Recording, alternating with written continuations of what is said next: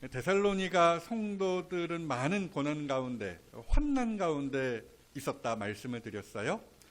여러 번 말씀을 드리지만 유대인들이 데살로니가 교인들을 가만 놔두지 않았다라는 이야기죠. 야손을 포함한 많은 데살로니가 교인들이 유대인들에게 심한 괴롭힘을 당했다라는 거예요. 말로 할 수 없었죠. 그 고생이라는 것이. 그럼에도 데살로니가 교인들의 모습은 참으로 칭찬받을 만 하였다라는 거예요.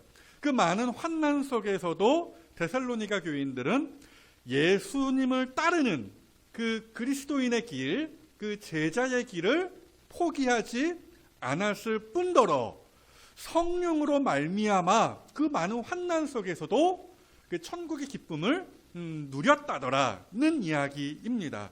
이게 지난 주일 설교의 주된 내용이기도 했는데요. 이렇게 되어 있죠. 또 너희는 많은 환난 가운데서 환난이 있었다라는 거예요. 그럼에도 성령의 기쁨으로, 성령으로 말미암는 성령 안에서의 기쁨을 누렸다라는 그런 표현입니다. 그리고 말씀을 받았다. 무슨 얘기냐면은 제자의 길을 갔다, 포기하지 않았다라는 그 모든 신앙적 어떤 과정에 대한 표현을 저렇게 압축시켜서 말씀을 받았다라고 이야기하는 거예요. 그래서 우리와 주를 본 만든 자가 되었으니 라는 말씀입니다. 사랑하는 여러분, 우리 인생에 고생과 고통이 왜 없겠습니까? 그렇죠? 일단 사는 것 자체가 고생이에요. 다 산전수전 겪으시겠지만 그렇습니다. 걸핏하면 이런 일 저런 일이 나를 괴롭히죠. 그럼에도 바라기로는요, 우리도 데살로니가 교인들처럼 꿋꿋하게 그 성도의 길을 가기를 포기하지 않았으면 하고요, 세상이 결코 줄 수 없는 그 기쁨과 평안을 하나님의 은혜 가운데에서 성령 안에서 누리셨으면 합니다. 그런 성도들이 일단 되어주시기를 먼저 주님의 이름으로 부탁드리겠습니다. 자, 어찌되었든 바울의 데살로니가 교인들을 향한 그 칭찬 퍼레이드가 오늘도 계속 이어지는 것인데요. 우리는 이 본문 가운데에서 몇 가지 주목할 만한 신앙의 원리를 발견하더라는 것이에요. 그것이 무엇이냐? 일단 첫째, 따라해 보십시오. 따라해 보세요. 좋은 스승 밑에서 좋은 제자가 나온다. 무슨 얘기입니까? 바울 일행이 데살로니가 교인들에게 먼저 참 좋은 스승이 되어 주었다더라. 이런 이야기입니다. 본문 5절 보실까요? 이는 우리 복음이 너희에게 말로만 이른 것이 아니라 또한 능력과 성령과 큰 확신으로 된 것임이라. 우리가 너희 가운데에서 너희를 위하여 어떤 사람이 된 것은 너희가 아는 바와 같으니라. 이런 이야기를 해요. 되게 저 구절의 말씀이 복잡하고 어려워 보이는데요, 사실은 되게 간단해요. 바울 일행은 말만 뻔지르르하게 하지 않았다라는 말씀이고요, 일단은. 그리고 더 나아가서 바울 일행은 특별히 능력과 성령과 큰 확신으로 복음을 전하였다라는 말씀입니다. 저기에 있는 능력과 성령과 큰 확신, 그냥 전체적인 흐름에 따라서, 문맥을 따라서 딱 한마디로 합쳐서 간단하게 설명드리면은 삶이라는 단어 하나로 요약할 수 있겠다라는 거예요. 흔히 그렇게 이야기하거든요. 입으로만 전도하는 것이 아니라 뭘로 전도한다라고 이야기합니까? 삶으로, 그렇죠? 삶으로 전도한다. 저 구절의 말씀이 그 얘기예요. 바울이 그런 이야기를 지금 데살로니가 교인들에게 하고 있는 거예요. 그래서 일단 보시면은 확신, 뭐냐? 쉽게 말하면 내적 변화입니다. 이것은 성령님으로 말미암는 것인데요. 성령님께서 사람의 마음 가운데에 믿음을 주시는 것이죠. 그렇죠? 큰 확신을 심어 주시는 것이죠. 그럼으로써 사람의 그 안으로부터 마음 속에서부터 변화가 일어나는 거잖아요. 그런 한 과정을 바울이 표현하기를 성령과 큰 확신이라고 말한 거예요. 이것이 전부가 아니죠. 내적 변화, 성령으로 말미암는 내적 변화는 필시 뭘로 드러나게 되어 있어요? 외적 변화로 나타나게 되어 있는 것이죠. 그걸 바울이 마저 뭐라고 표현했느냐? 능력이라고 표현을 한 것이에요. 그러니까 간략하게 정리해 보면은 바울 일행은 입만 살아서 그럴듯하게 복음을 전하고 끝! 이것이 아니라 믿은 대로 성령으로 말미암아 그 마음으로부터 변화된 대로 살고 또 설교한 대로 살았다라는 거예요. 다시 한 번 더 말씀드리면 겉과 속이 일치하고, 그렇죠? 말과 삶이 일치했다라는 말씀입니다. 그래서 우리가 어떤 사람이 되었는지, 우리가 어떻게 살았는지 너희가 다 알고 있지 않느냐. 데살로니가 교인들에게 하는 말이 그거예요. 이런 면에서 바울 일행은 데살로니가 교인들에게 참 좋은 스승이 되었다더라. 그 이야기가 6절 말씀이 되는 것이에요. 또 너희는 많은 환난 가운데에서 성령의 기쁨으로 말씀을 받아 우리와 주를 본받는 자가 되었다. 지난 시간에 말씀을 드렸어요. 데살로니가 교인들이 주님을 닮은 자들이 되었다. 주를 본받는 자들이 되었다. 이 부분만 제가 똑 떼어서 지난 주일에 제가 설교를 했는데요. 이 부분은 마땅히 칭찬을 받을 만한 일이었죠. 그런데 보십시오. 그 사이에 징검다리와 같이 우리가 누굽니까? 바울 일행을 지금 이야기하는 거거든요. 그 우리가 끼어 있다는 거 여러분 보이시죠? 여러분 이게 무슨 이야기입니까? 그렇게 어렵지 않습니다. 말인즉 신앙에 있어서 누구도 한 걸음에 예수님께로 가는 것이 아니다 라는 거예요. 그 중간 예수님과 나 중간 그 어디쯤에서 누군가를 밟고, 긍정적인 이야기에 뭐 집 밟는다는 이야기가 아니라 누군가를 징검다리와 같이 밟고 주님께로 나아가는 것이다. 뭐 그런 말씀이에요. 오늘 본문이 가르치는 신앙의 원리가 그런 거예요. 자기보다 먼저 된 성도의 모습을 보며 걸음마하듯이 스승을 따르는 것이고, 그러다가 결국 예수님을 본받는 데까지 이르더라는 이 신앙의 귀한 원리를 바울이 이 본문을 통하여 가르치고 있는 것이죠. 데살로니가 성도들이 이 원리에서 조금 더 벗어나지 않았다라는 이야기입니다. 바울 일행을 따르다 보니 어느새 주님과 같은 경지에 이르더라. 바로 이게 우리와 주를 본받았다라고 하는 구절의 의미가 되겠습니다. 사랑하는 여러분, 이 지점에서 우리가 무엇을 깨달아야 하겠습니까? 신앙생활이라는 것은 결코 혼자 하는 것이 아니다 라는 거예요. 어디 산속에 들어가서 면벽 수련하고 나왔더니 짜잔 하고 예수님과 같이 되었다. 앞서 말씀드렸지만 그런 일은 절대 없는 것이다 라는 말씀이죠.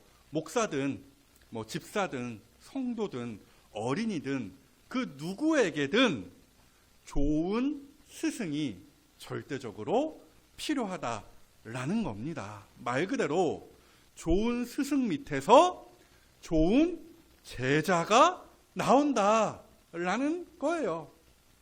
사랑하는 여러분, 어떠십니까? 나의 그 신앙의 역사 속에 한번 되짚어 보세요. 좋은 스승이라고 할 수 있는, 이름 붙일 수 있는 그런 선배들이 있습니까? 말로만이 아니라 삶으로, 바울 일행이 그렇게 날 따라 해봐요 이렇게 했던 것처럼 삶으로, 또 가식이 아니라 전인격이라고 하죠. 능력과 큰 확신, 그게 또 이 말이기도 합니다. 그래서 모든 것으로 신앙생활이 무엇인지 시범을 보여준 그 사람, 나를 그렇게 예수님께로 손붙잡고 인도해준 그런 사람, 나에게 있느냐라는 말씀이에요.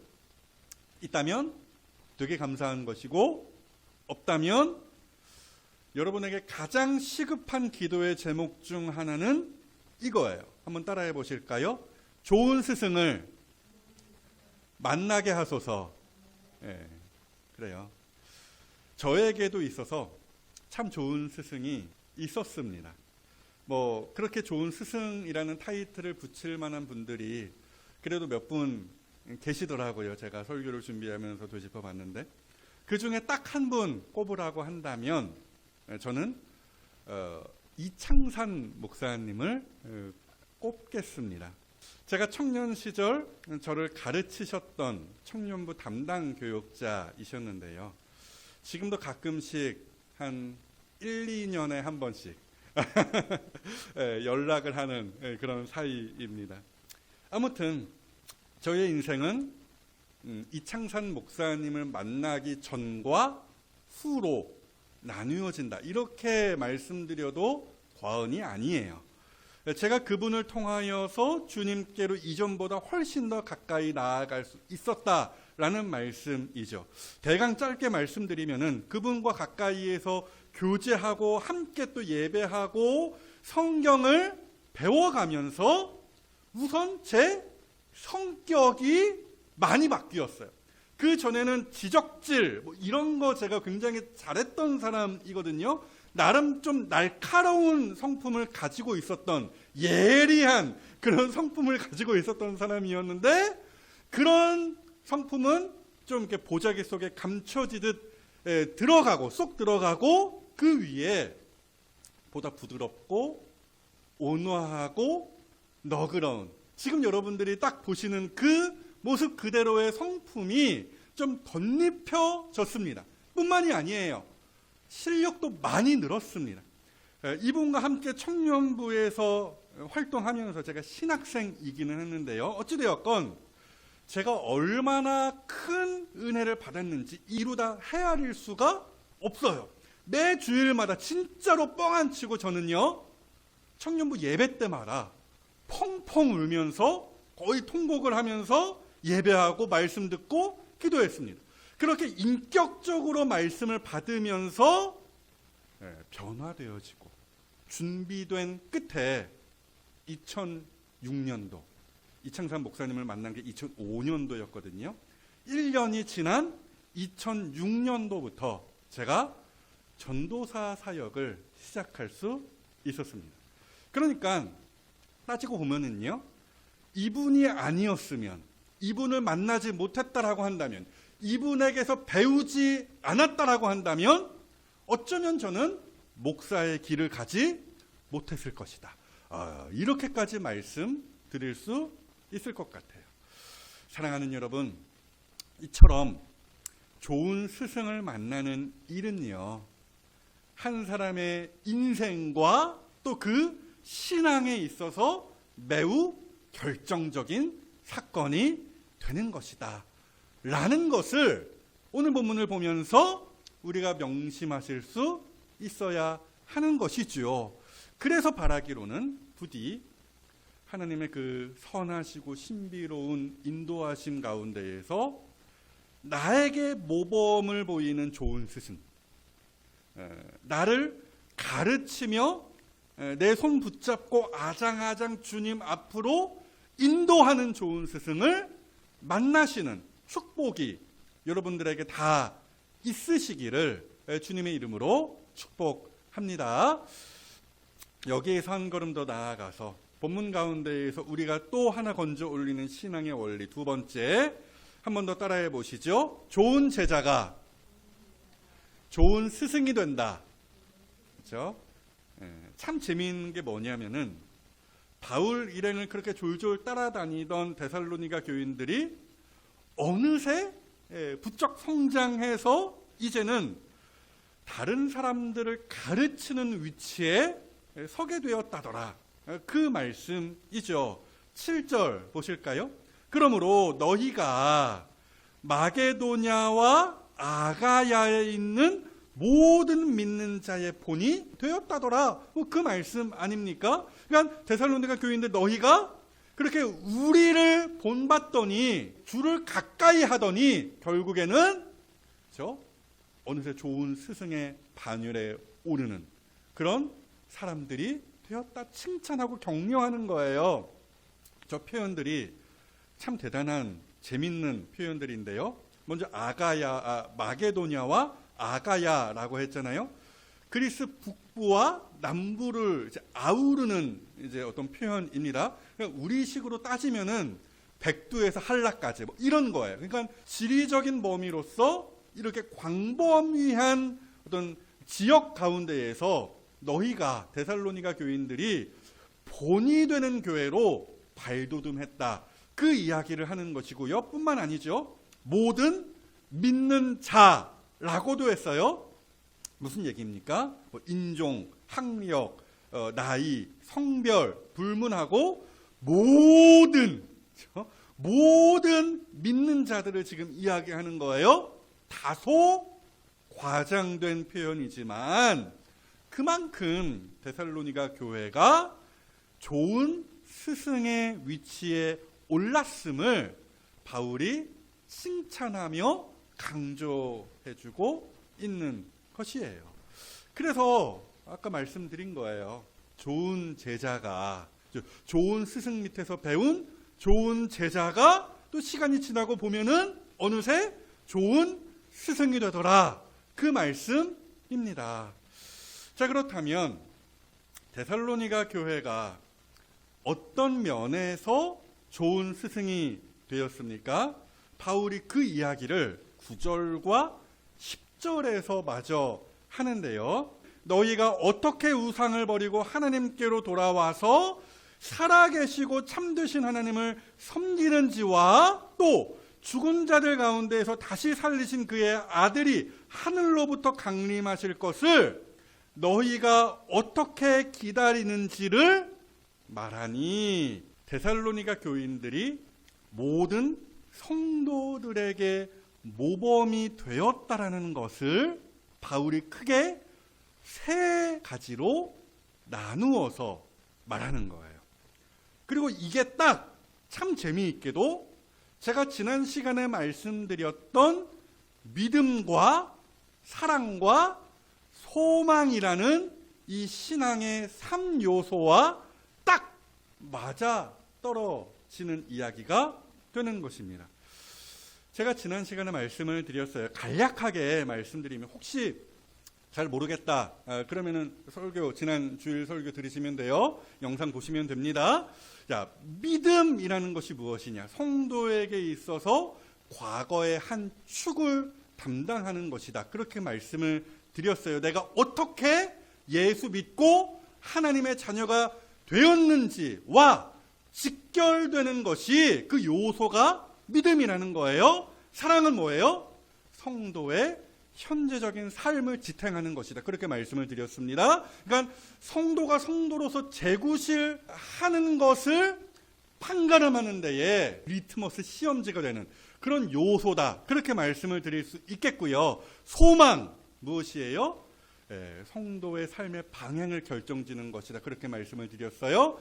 미래를 지향하는 것, 그렇죠? 예수님이 다시 오시는 것과 관련되어서 오늘을 살아가는 성도의 자세를 결판짓는 것, 이게 소망이다. 그렇게 말씀을 드렸어요. 어찌되었건 이 믿음, 사랑, 소망 이것 가운데에 하나라도 부족할 경우에 그 성도는 균형을 잃고 무너지는 성도가 된다. 그런 말씀을 드렸는데요. 이런 면에서 데살로니가 교인들은 신앙의 균형이 잘 잡혀 있었다. 바울이 지난 시간에 그것을 칭찬했어요. 그리고 그 이야기를 오늘 본문 가운데에서 바울이 풀어서 다시 한번 쫙 설명하며 언급하는 것인데요. 잘 보십시오. 너희가 어떻게 우상을 버리고 하나님께로 돌아와서 라고 되어 있잖아요. 과거 완료 시제라는 거예요. 그러니까 돌아왔다라는 표현이 되는 것인데요. 그러니까 너희 데살로니가 교인들이 그동안 허랑방탕하게, 예수 믿기 전에, 알기 전에 허랑방탕하게 살았는데 하나님의 은혜로 주어진 예수님을 믿는 바로 그 믿음으로 말미암아 이제 구원받고 하나님의 자녀가 되었다라는 말이 되는 거예요. 이게 딱 성도에게 있어서 신앙의 3요소 중 하나이자 성도의 과거의 한 축을 담당하는 믿음과 직결되는 이야기가 되는 것이죠. 그리고 이어지는 구절 더 보시면은 이렇게 되어 있죠. 살아계시고 참되신 하나님을 섬기는 지와라고 되어 있는데 저 말은요. 데살로니가 교인들의 현재적 삶에 대한 표현입니다. 특별히 저기에서 우리가 주목할 부분은 섬기다라는 단어인데요. 이게 무슨 뜻이냐? 노예가 주인을 섬긴다. 뼈 빠지게 섬긴다라는 말과 같은 뜻입니다. 조금 부정적으로 들릴 수 있겠죠. 그러나 저기 섬긴다라는 말은 무엇보다도 큰 사랑을 전제로 하는 것임을 아셔야 되는 거예요. 오늘 참 감사하게도 저희 부부 결혼 기념일입니다. 제가 2007년 맞나요? 2006년이었나? 2007년 4월 28일 오후 4시에 결혼을 했는데요. 어찌되었건 결혼하기 전에 뭘 합니까? 프로포즈. 어떤 프로포즈 받으셨어요? 자, 저는 뭐 이런저런 하여튼 이벤트라면 이벤트를 하기는 했는데 이 대사가 중요합니다. 제가 제 아내에게 이제 프로포즈를 하면서 이렇게 말했어요. 내가 섬길게. 이렇게 말을 했습니다. 무슨 얘기입니까? 종이 되어서, 머슴이 되어서, 많이 이러면서 마당 쓸고 청소하고 밭일하고 이러겠다는 이야기가 아니라 사랑하기에, 그죠? 뭐가 전제가 되어 있는 거예요? 그 섬김에? 사랑이죠. 사랑하기에 기꺼이 내가 당신을 위하여 뭐든지 하겠습니다. 그런 이제 결심 아니겠습니까? 그런 노래 있잖아요. 정수라. 난 내가 기뻐하는 일이라면 뭐든지 할 수 있어. 무슨 얘기인지 아시겠죠? 저기 하나님을 섬긴다라는 저 말은 하나님 밑에서 비참하게 종노릇하며 산다는 그런 이야기가 아니라 그만큼 데살로니가 성도들이 하나님을 많이 사랑했다라는 이야기고요. 그렇게 사랑함으로 예배하며 더 나아가서 서로 사랑하며 아름다운 공동체를 이루어 갔다더라는 이야기예요. 즉 하나님을 섬기는 데살로니가 교인들의 현재적 그 삶이라는 것은 믿음, 사랑, 소망 중에서 사랑과 직결되는 표현이다라는 것이죠. 어떻습니까? 참으로 칭찬받을 만하지 않습니까? 끝으로 우리는 저 구절 가운데에서 데살로니가 교인들이 품었던 그 소망도 발견할 수 있는 것인데요. 이어서 이렇게 되어 있죠. 10절 말씀이에요. 또 죽은 자들 가운데서 다시 살리신 그의 아들이 하늘로부터 강림하실 것을 너희가 어떻게 기다리는지를 이렇게 되어 있어요. 그러니까 예수님께서 이 세상에 다시 오실 것에 대한 그 소망, 살아있는 소망이에요. 그리고 그분이 오셔서 세상을 심판하시고 우리를 최종적으로 구원하실 것에 대한 그 소망, 이것이 데살로니가 교인들에게 있었다라는 말씀이에요. 물론 이 소망, 이 부분에서 문제가 아예 없었던 것은 아니에요. 차후에 더 제가 말씀을 드리겠지만 데살로니가 교인들이 오해하고 혼란을 겪는 문제가 바로 이 소망에 관한 교리였기 때문에 그걸 바울이 교정해 주기 위하여서 이 데살로니가 전서를 쓴 것입니다. 그럼에도 성도로서 재림에 대한, 미래에 대한 소망을 가지는 것이 조금 부족하더라도 가지는 것이 아예 1도 없는 것보다 훨씬 더 낫다라는 거예요. 이런 면에서, 그렇죠? 그러니까 믿음, 사랑, 소망, 이런 면에서 데살로니가 교인들이 그 모든 지역에서 모든 성도에게 모범이 되었다, 좋은 스승이 되었다더라, 그 말씀을 오늘 바울이 전하며 데살로니가 교인들을 칭찬하는 것입니다. 여러분 보십시오.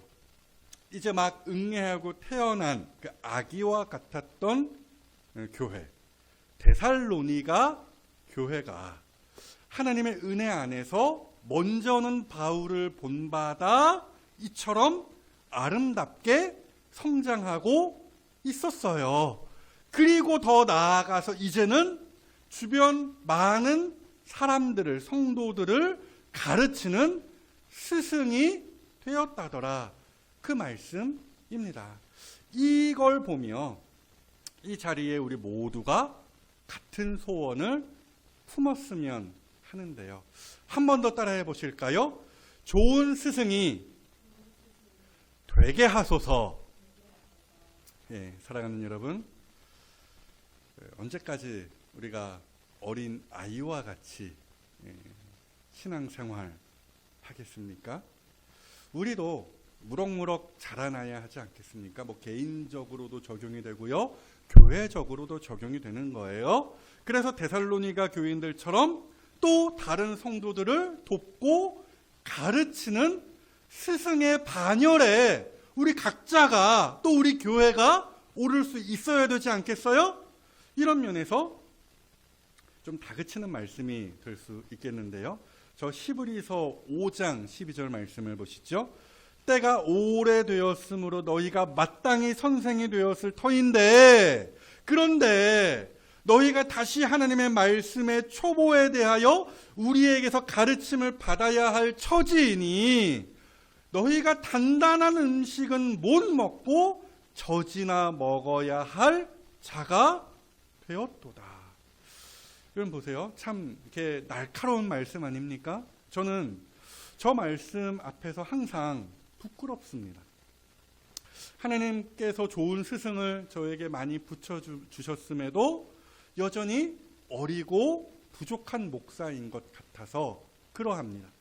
입으로 말하는 것에서만 목사이지 삶으로는 복음을 전하지 못하는 목사인 것 같아서 저 말씀을 대할 때마다 항상 마음이 무거워요.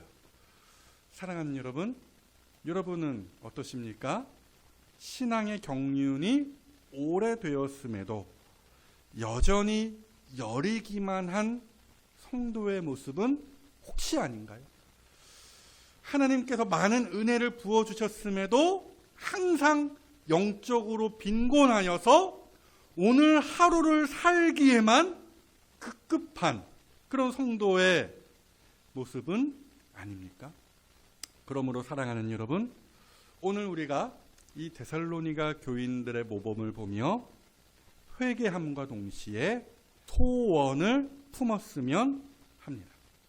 좋은 스승이 되는 일 포기하지 마시고요, 여전히 우리에게 기회를 주시는 신실하신 하나님께 소망을 걸었으면 합니다.